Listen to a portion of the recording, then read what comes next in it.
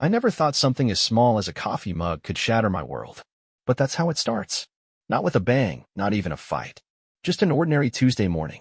Toast crumbs on the counter. Morning news humming in the background. My wife humming along, off-key as usual. That annoying little sound that I used to find kinda cute. I was sitting at the kitchen table, like I always do. Same seat, same mug. Navy blue with a tiny chip on the handle, my favorite. I reached for it, half listening to her talk about gym classes and protein shakes. The usual noise. Except, the mug was gone. In its place was this slick, black ceramic thing. Something I'd never seen before. It was subtle, really. Most people wouldn't think twice. But I noticed. Because that's not my mug. And the one I liked wasn't in the dishwasher. It wasn't in the cabinet. It was just gone. Now, that might sound stupid. But when you've been married for almost a decade, you start to pay attention to weird little changes. A new mug, for example, with the words, "just grindin'" stamped across it. Something a guy like me would never buy. But a gym rat? Yeah, I could picture him sipping from it after leg day. That was the moment. The tiny crack. I didn't say anything, just sipped my coffee and pretended not to taste the bitterness that had nothing to do with the brew. She kept talking about her morning yoga or spin or whatever it was. And I just nodded along, wondering when I stopped being the guy she smiled for in the morning. Life was simple before that mug. Not perfect. We had our issues, but we were settled. Comfortable. We knew each other's quirks, finished each other's dumb little jokes. Sundays were for takeout and bad movies. Our biggest arguments were about where to order from or whether to put pineapple on pizza. She used to laugh at my dad jokes. Used to steal my hoodies. Used to sit in my lap on the couch even though there was plenty of space. That version of her feels like someone I used to know. Someone I probably still loved, though I couldn't tell you when that feeling started to fade. I'd gotten used to our routine, her morning smoothies, my late-night TV. We weren't passionate anymore, but we weren't broken either. Or maybe I just didn't want to see the cracks. It's easy to miss the warning signs when you're comfortable. But that mug? That was new. That was a clue. And it was enough to make me start looking harder at the life I thought was still mine. After the mug incident, I couldn't shake the feeling. You ever get that itch at the back of your mind? Like something's wrong but you don't have proof, so you gaslight yourself into thinking it's nothing? That was me. For a couple days, I chalked it up to paranoia. I told myself I was overthinking. Maybe she bought a new mug. Maybe mine broke. Maybe I'm losing it. But then came the laundry. I never go through her stuff, never had a reason to. But I was grabbing my hoodie from the dryer when I noticed a tank top I'd never seen before. Tight, bright red, the kind of thing you wear when you're trying to get noticed. It smelled like a cologne I didn't recognize, not mine, that's for sure. I held it up and stared at it for a minute. Still warm from the dryer. Still clinging to a scent that didn't belong in my house. That was when the shift happened. My stomach knotted up, and the logic part of my brain, the one that always calms me down, just went offline. Because this wasn't about a mug anymore. This was a pattern. A pattern of little things that didn't make sense. She started going to the gym more often. Then came the longer showers, the sudden need for privacy, the way she tilted her phone screen when she texted. I'm not a genius, but I'm also not an idiot. You know when someone's pulling away from you. You feel it before you see it. Still, I wanted to believe the best. Maybe she just needed space. Maybe she was bored, restless. Maybe it wasn't what I thought. But then something happened that made me stop guessing. That weekend, I woke up earlier than usual. She'd already left, said she had a new Saturday class at the gym. I had nothing to do, so I figured I'd surprise her. Bring her coffee after her workout. It seemed innocent enough. Romantic, even. But when I got to the gym, she wasn't there. I checked the schedule posted by the door. No new class. Nothing listed at all for that hour. My first thought? Maybe she was running late. But 20 minutes passed. Then 45. I waited in the parking lot like a chump with 2 lattes sweating in the cup holder, my mind spiraling. Finally, I pulled out my phone and texted her. She replied 5 minutes later. Said class was crazy intense, and she was headed to the smoothie bar next door. Except, the smoothie bar was closed for renovations. Big sign on the door. I saw it with my own eyes. And that's when I knew. That was the turning point. That little moment, a dumb excuse she probably didn't even think twice about, was the point of no return. I didn't confront her. I didn't throw the coffee. I just drove home, feeling like a stranger in my own skin. Because I realized right then, she wasn't just lying.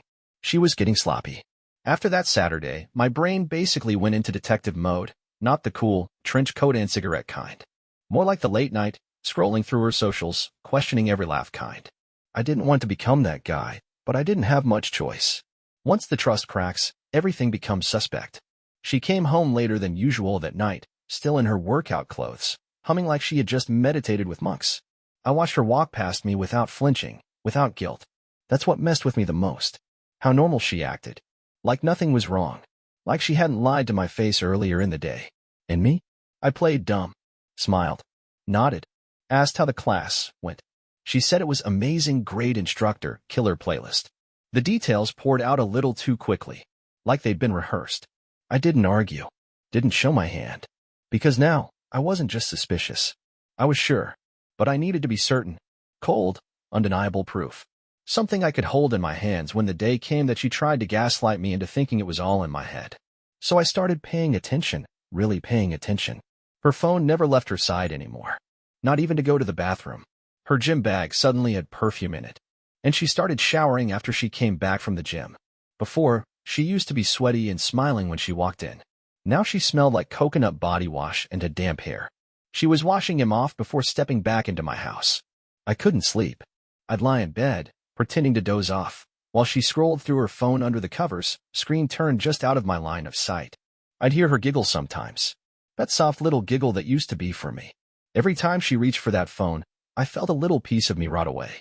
I started skipping lunches at work just so I could drive by the gym and check if her car was really there. Most days, it wasn't. Or it would be parked off to the side, not in the usual spots, like she didn't want to be seen. And twice, I saw a sleek, black Mustang pull up just minutes before she got there. Same car, same time, both times. Guy from the gym. Had to be. Lean, sleeveless shirt, confident walk. The kind of guy who probably flexes in front of mirrors and thinks protein powder is a personality trait. Still, I didn't act on it. Not yet. I needed more. Something I couldn't argue with later. Something she couldn't explain away. Because if I was going to tear my life apart, I needed to be absolutely sure she already had. I started small. Subtle things.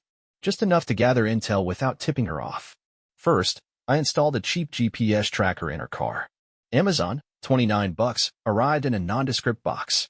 Took me 5 minutes to slide it under the rear bumper while she was inside on a FaceTime call she claimed was with her cousin. Her cousin lives in Montana. Different time zone.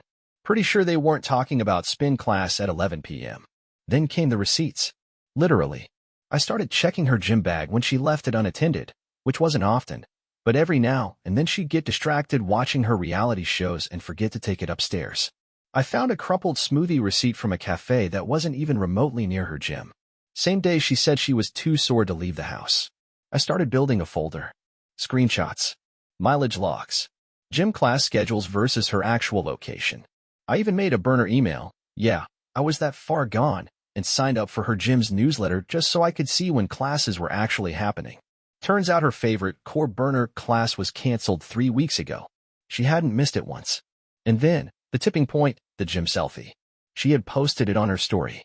Classic post-workout glow, tight leggings, ponytail, fake smile. But what she didn't realize was that behind her, in the mirror, you could see a guy. Same guy I'd seen get out of the black Mustang. Shirtless. Flexing. And he was holding his phone, aiming the camera toward her. Toward my wife. That's when I knew it wasn't just in my head. This wasn't some emotional support dude or innocent fitness buddy. This was the guy. And she was letting him into the parts of her life that used to be mine. At that point, I stopped caring about being subtle. I wasn't going to confront her, not yet. But I wasn't going to keep pretending either. I started sleeping in the guest room. Told her it was because of my snoring. She bought it. I stopped texting her during the day. Let her wonder. I spent my evenings digging through bank statements, looking for anything off. And sure enough, there it was. A massage parlor charge in the same strip mall as that smoothie cafe. A random charge at a boutique hotel. Just coffee, she would have said. But I know how hotels work. They don't sell coffee at 9 p.m. This wasn't just a fling anymore. It was a routine. Scheduled. Rehearsed. I wasn't her husband anymore. I was the guy who paid the bills while she played house with her gym boy on Tuesdays and Thursdays. So yeah, I took action. Quiet, methodical, cold. Because when it all hit the fan, and I knew it would, I wanted to be ready. Not for her. For me. It was a Thursday. I remember because she always left the house early on Thursdays, said she had a deep stretch class. I'd heard it enough times that the phrase itself made my skin crawl. Deep stretch, right? More like deep betrayal. The tracker showed her heading west, not toward the gym. Not even close. I'd already taken the day off. Told my boss I had a family emergency. Not a lie, really. Just didn't mention I was about to confirm that my family was the emergency. I followed her. Stayed 2 cars behind. I'm no private investigator, but I've watched enough late-night crime shows to know the basics. She pulled into this little boutique hotel on the edge of town. Classy place. Way too nice for a casual coffee. I parked down the street, out of sight, heart pounding like I was about to rob a bank. I waited. 10 minutes. Then 20. No movement. I almost turned back, almost told myself I didn't want to know. But then I saw him. Mr. Muscles. Black Mustang. Walked right in, gym bag slung over one shoulder like he was going to war. That was it. I gave it another 10, then walked up to the front desk like I owned the place. Asked for a key. Told them I was her husband and she'd forgotten to leave one. I was polite. Calm. Even smiled. Guy behind the counter didn't ask many questions. Guess I didn't look like someone who was about to explode. Room 214. I climbed the stairs slow, each step heavier than the last. At the door, I hesitated. Part of me hoped I was wrong. That maybe it wasn't her. That maybe this wasn't what I thought. But then I heard it. Laughter. Her laugh. The one I hadn't heard around me in months. Soft. Carefree. The kind of laugh that used to be mine. I opened the door. And there they were. Half-dressed. Tangled in sheets. She shrieked. He froze, wide-eyed like a deer in headlights. I didn't move. I just stood there, taking it all in. Her messy hair. His smug, half-confused face. The hotel room that smelled like sweat and cheap cologne. I didn't yell. Didn't break anything. I just looked at her and said one thing. Why? She scrambled out of bed, grabbing whatever clothes she could find, stammering something about it not being what it looked like. Said I had it all wrong. That they were just hanging out. Hanging out. In bed. At a hotel. Half naked. She started crying. Told me she was lonely. That it had been a tough year. That he was just a friend. Said she didn't even like him like that. That they hadn't done anything, and I was being crazy. She tried to hug me. I stepped back. Her hands were shaking, mascara smudged, trying to cry her way out of it like she was the one who got ambushed. Meanwhile, the guy just sat there. No apology. No excuse. Just the look of someone who knew he'd gotten caught, but didn't care. She begged me to talk. Said we could fix this. That it wasn't what it looked like. But she was still wearing his t-shirt. And I wasn't wearing my ring anymore. I didn't speak on the drive home. Didn't even look at her. She sat in the passenger seat like a statue, arms crossed, sniffling every few minutes. Probably hoping I'd say something. Anything. But I had nothing left to give her. I wasn't angry anymore. I'd already done that part. I was just empty. The ride was quiet. Not peaceful. Just the kind of silence that wraps around you like a vice. My hands on the wheel felt foreign. My eyes just kept locking on the road, like if I focused hard enough, I could disappear right into the asphalt. When we got to the house, I let her out first. She hesitated like she wasn't sure if she should walk in. Like maybe the doormat had changed since the last time she crossed it. She finally stepped inside. I didn't follow. Instead, I sat in the driveway for 15 minutes, staring at the garage door I'd painted 2 summers ago while she brought lemonade out and told me I'd missed a spot. Back when things were simple. Or maybe just when I was too dumb to notice the cracks forming. When I eventually walked in, she was pacing in the kitchen like she was trying to rehearse some kind of apology. She started talking, saying it wasn't serious, that it was a mistake, that she was confused, that it was just physical, that I wasn't paying enough attention, like somehow this was my fault. That part hurt more than anything else. She wanted to be the victim in all this. She wanted to rewrite the story so she could walk away without guilt, like we just grew apart. Like her getting half naked with a guy from the gym in a boutique hotel was some kind of symptom and not the disease. She said we could fix it. I said she could leave. I didn't raise my voice. Didn't throw things. I just told her to pack whatever she needed for the weekend and stay somewhere else. She looked at me like I was insane, like I was the one tearing the marriage apart. That's when it hit me. She really believed she hadn't done anything that wrong. She actually thought a few tears and a flimsy excuse would hit the reset button on our life. That we'd go back to morning coffee and fake smiles like nothing ever happened. Like I didn't see her in that bed, wrapped in a moment she used to share with me. So no, I didn't scream. I didn't argue. I just walked upstairs, shut the bedroom door, and locked it behind me. That night, I slept on top of the covers, fully dressed, door locked, phone face down. I didn't dream. Didn't feel. Just lay there in that same bed where we used to talk about the future, the one she threw away for a guy who couldn't even meet my eyes when I walked in. She didn't leave right away. Said she had nowhere to go. Claimed the hotel was too awkward now. I didn't care. Told her to sleep on the couch. She acted shocked, like I'd never said no to her before. But the couch is where you go when you blow up your marriage and try to lie about the fire. I stayed upstairs that weekend. Ate alone. Slept alone. Thought too much. By Sunday night, she was doing the whole, I made dinner, do you want some routine? Like feeding me grilled chicken would cancel out what I saw. I ignored it. Just cracked open a cold beer, sat on the porch, and watched the sun go down while my house echoed with the kind of silence that only happens after trust dies. I didn't tell anyone. Not yet. Part of me wanted to. Part of me wanted to send screenshots to every mutual friend we had, post it on Facebook with a caption like, guess who just bench-pressed my marriage into the ground? But I didn't. Not because I was protecting her, but because I didn't want the pity. I didn't want people looking at me like a sad, betrayed husband who deserved better. I wanted space. Just me and my thoughts. And those thoughts were getting darker by the hour. I kept wondering, how long? How long had she been faking it? How many times did she look me in the eye and smile while texting him behind my back? Did she laugh at my jokes and roll her eyes at his texts in the same minute? You start replaying everything. Every kiss. Every touch. Every little, I love you, that maybe didn't mean a damn thing. You start wondering if the memories you held on to were real, or just props in her little performance. And worst of all, you start wondering if you were ever enough. That was the part that ate me alive. The insecurity. I kept staring in the mirror like I was looking for the flaw she found. Was it my job? My body? Did I stop being interesting? Stop being exciting? She never said. She still hasn't. She just kept saying it was a mistake. Thing is, mistakes don't happen in hotel rooms you booked in advance. Mistakes don't require cologne and gym bags and months of lies. That's not a mistake. That's a plan. Something weird happens after the shock wears off. You start to feel lighter. Not happier. Not yet. Just less. Less attached. Less angry. Less like you have to keep pretending everything's fine. That Monday morning, I woke up before the alarm. Didn't even feel tired. Just sat there in bed, staring at the ceiling fan, listening to it click like a metronome. She was downstairs, probably curled up under the throw blanket like nothing had happened. Like this was just a rough patch, and I'd come around. But I didn't come around. I got dressed, packed a gym bag, mostly to make a point, and walked out without saying a word.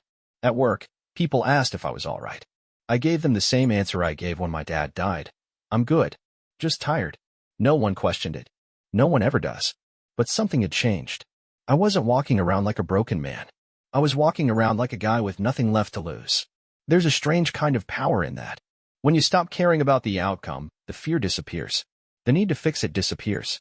The grip loosens. I started eating better. Not for her. For me. Started going to the gym again. Not out of revenge. Just to feel like I could control something, even if it was just the number of plates on a barbell.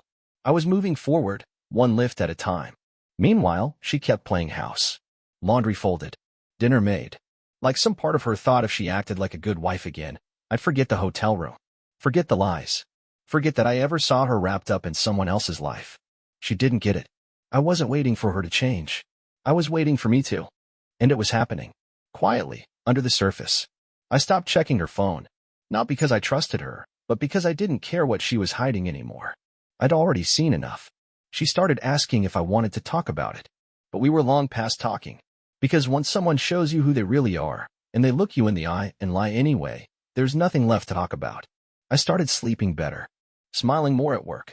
Even caught myself laughing at something dumb on TV. I wasn't healed. Not even close. But I wasn't drowning anymore. I was swimming toward the shore, and for the first time in a long time, I didn't care if she was swimming with me. Once I stopped hoping she'd change, I started planning how I would. It was weird, realizing I didn't owe her anything anymore. Not an explanation. Not forgiveness. Definitely not another shot. I'd spent years trying to build a life with her. Now I was just figuring out how to leave the wreckage without her dragging me back in. Step 1. Lawyer. I didn't go for some billboard attorney or a TV personality promising vengeance. I called a quiet, sharp guy a buddy recommended. Someone who'd handled enough messy splits to know the value of subtlety. We sat in his office, wood paneled, smelled like coffee and paper, and I laid it all out. The hotel. The lies. The GPS tracker. Her fake tears. He nodded a lot. Took notes. Didn't flinch. When I asked him what my options were, he leaned back and gave me the answer I already suspected. You've got the upper hand, but don't underestimate her. People like her? They don't play fair. They play emotional. And man, Was he right? Because when I started pulling away, really pulling away, she got clingy. Suddenly she was texting me during the day, asking how I was feeling, cooking my favorite meals like it was some kind of sitcom reset button. I'd come home to candles lit, music playing, her wearing the perfume she knew I liked. It wasn't love. It was strategy.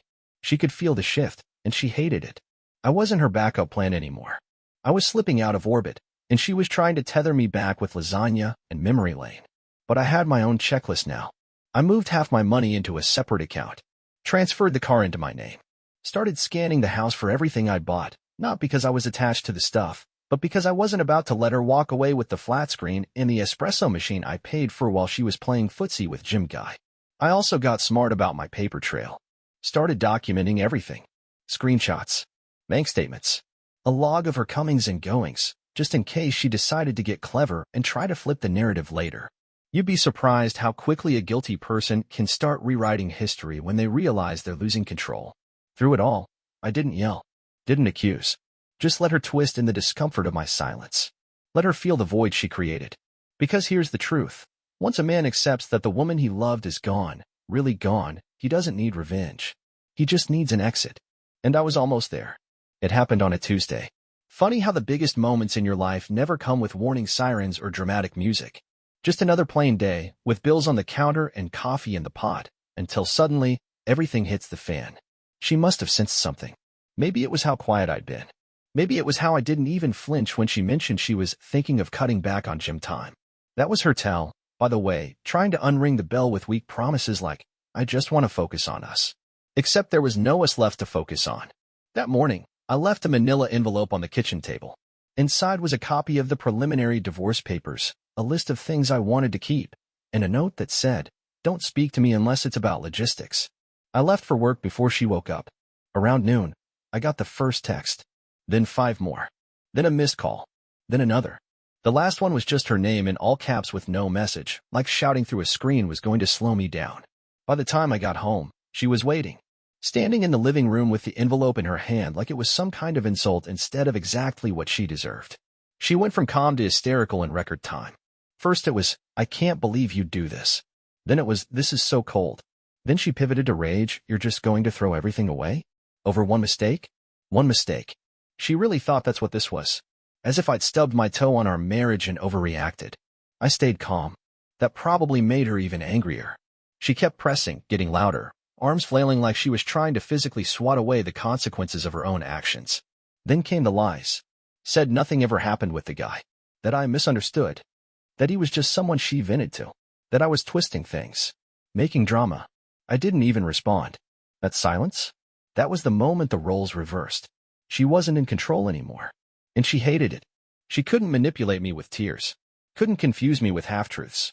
Couldn't bait me into yelling so she could feel like the victim. So she dropped the last card she had. Said if I went through with the divorce, she'd tell everyone I cheated. That I'd abandoned her emotionally. That she had evidence, whatever that meant. That's when I laughed. Not the kind of laugh you hear in a bar or on game night. It was quieter. Drier. Like air escaping a balloon that had been full for too long. She didn't realize the war was already over. I'd made peace with losing her the moment I saw her in that hotel room. Everything after that was just cleaning up the battlefield. And now? Now she was just the last piece of wreckage still pretending to be whole. After the kitchen showdown, things went quiet, not peaceful, just that eerie quiet before a storm finishes passing through. She stopped yelling. I stopped pretending. The house became a split zone. She stayed on her side. I stayed on mine. It felt like living with a ghost. I kept things businesslike, civil, cold, and completely emotionless. I spoke to her like I'd speak to a mailman, direct, short, and with zero personal investment. She didn't like that. Kept trying to fish for reactions. Passive-aggressive jabs. Little accidental tears. Like maybe if I cracked just once, she could wedge herself back into my life. But I didn't crack. Instead, I got busy. First thing I did was open a separate P.O. box. Changed my mailing address for everything that mattered, bank, credit cards, insurance. Quietly moved my essentials into a storage unit across town. Clothes, tools, documents, photos I still wanted. She didn't notice. Or maybe she just didn't care enough to look. I also met with the lawyer again. Ironed out timelines. Decided I'd file officially the following week. No delay. No warning. Just the hammer dropping hard and fast. The last piece was the lease on a small apartment. Nothing fancy. Just enough for me to sleep, eat, and start over without her shadow hanging over my shoulder. I paid the deposit in cash. Told the landlord I needed to move in early. No questions asked. He didn't ask. I packed in silence while she was out. Didn't even need a suitcase. Just a few boxes and a garbage bag full of the past. By the time she came back that evening, I was already sitting in that apartment, legs kicked up on a coffee table I built with my own hands, finally breathing air that didn't reek of manipulation and cheap perfume. She called 3 times. I didn't pick up. She texted, "Where are you?" I didn't answer. She tried guilt, tried anger, tried pretending to be confused. But none of it mattered. Because here's the thing about breaking free. Once you've seen someone's true face, the mask can't fool you anymore. I stared at the bare walls of my new place, a half-eaten sandwich on a paper plate, and for the first time in months, I didn't feel like a husband, or a failure, or a backup plan. I just felt like a man. A man who had finally stopped waiting to be saved by the same person who set the house on fire. I figured she'd come looking for me. What I didn't expect was how fast it would happen. Less than 24 hours after I left, she showed up at my job. I was on my lunch break, sitting in my truck, sandwich in one hand, phone in the other, scrolling mindlessly just to keep the silence from sinking in too deep. That's when I saw her, walking across the parking lot like she still had some kind of claim on my life. Like she was about to drop some bomb that would make me forget everything I'd seen and everything she'd done. She knocked on the window. I didn't roll it down right away. Just looked at her. Calm. Bored, even. Like I was watching the final rerun of a show I used to love. Eventually, I cracked the window. She leaned in, all soft-voiced and glassy-eyed. Said she was sorry. That she'd been confused. That the guy didn't mean anything. That she missed us. That she'd do anything to make things right. I didn't respond. Just chewed my sandwich and kept looking at her like she was someone I barely recognized. That's when she pivoted. Classic move. If guilt doesn't work, try control. She said if I went through with the divorce, she'd tell people I was abusive. Said she'd drag me through court. Said she'd take everything. I smiled. Not a big, bold grin. Just a slow, tired smirk. The kind you make when you realize the person threatening you doesn't even understand you're already gone. I told her I had everything documented. Texts, logs, GPS data. A timeline so airtight it made her lies look like a 5th grader's book report. I told her I'd already filed. That she'd be served by the end of the week. That if she wanted a war, I had ammunition and 0 fear left. She blinked. The switch flipped again. Suddenly it was all tears and trembling hands. Please don't do this. But I already had. And that's what she finally understood. This wasn't a bluff. This wasn't a phase. This was me, choosing me. She stood there for a minute longer, maybe hoping I'd cave. I didn't. Eventually, she turned around and walked back to her car. Not defeated, but shaken. Like someone who just realized the life she thought she could keep as a backup plan was finally being shut down for good. I didn't watch her drive away. Just finished my sandwich, checked the time, and went back to work. Because my lunch break was over. And so was she. Funny thing about closure, it doesn't show up with answers. Doesn't come wrapped in some neat little package with a bow and an apology. Closure's quiet. Uneven. Shows up in pieces when you're not even looking for it. For me, it started one night sitting in my new apartment, eating takeout straight from the box. I was flipping through old photos on my phone. Not because I missed her. Just habit. Years of memories, birthdays, weekend trips, lazy Sundays, and somewhere in the middle of all that, I saw it. The shift. The moment her smile started looking more like a pose. When her eyes stopped lighting up around me. When the spark I thought we had was already flickering out and I didn't notice. Maybe I didn't want to. I scrolled past pictures from that vacation we took to the mountains. I remember thinking we'd reconnected on that trip. Turns out that was around the same time she started going to extra yoga classes. The timeline doesn't lie, only people do. I deleted the album. Not out of spite. Just because I didn't need it anymore. Those memories weren't real, not in the way I thought. They were postcards from a version of my life that only existed in my head. She sent me a message a few days after the parking lot scene. Just one line. I still love you. I didn't reply. Because I finally understood something. She didn't love me. She loved the version of me that kept the lights on, picked up takeout, fixed the garbage disposal, and turned a blind eye when she got bored. She loved being loved, not the actual work of loving someone back. So no, there wasn't going to be some emotional sit-down, no teary apology that fixed anything. The book was closed. I was done rereading the same painful chapter. The divorce papers were filed. The ball was rolling. I moved on like a man digging his way out of a collapsed mine, slow, covered in dirt, but alive. The weight of it all didn't disappear overnight. Still doesn't. Some mornings I wake up with that phantom ache, like something's missing. But then I remember that something was trust, and it was already gone long before she was. What's left is mine to rebuild. No more lies. No more pretending. No more waiting for someone who chose to leave long before she actually walked out the door. It happened in the lawyer's office. Neutral ground. Carpet that smells like a waiting room. Walls lined with books no one's opened in years. She showed up 15 minutes late.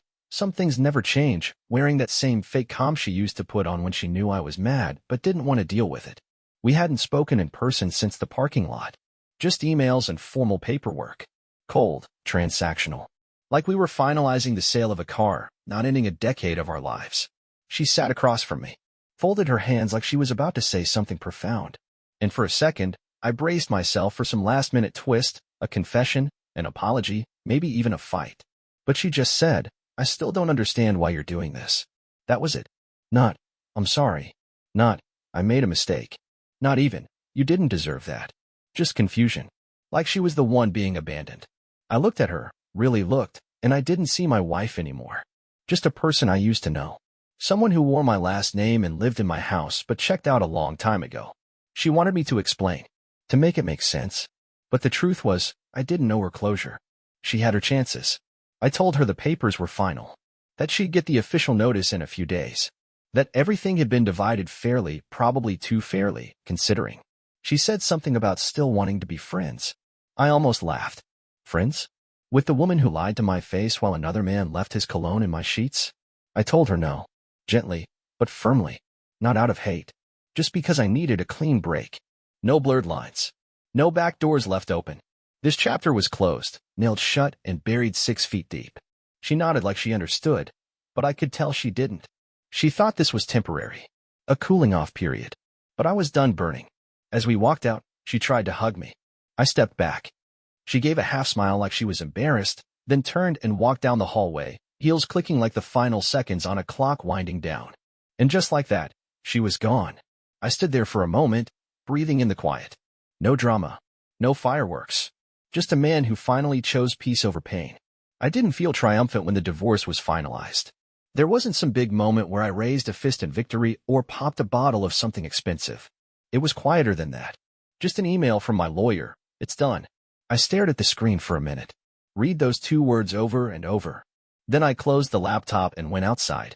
It was cloudy. Kind of fitting, honestly.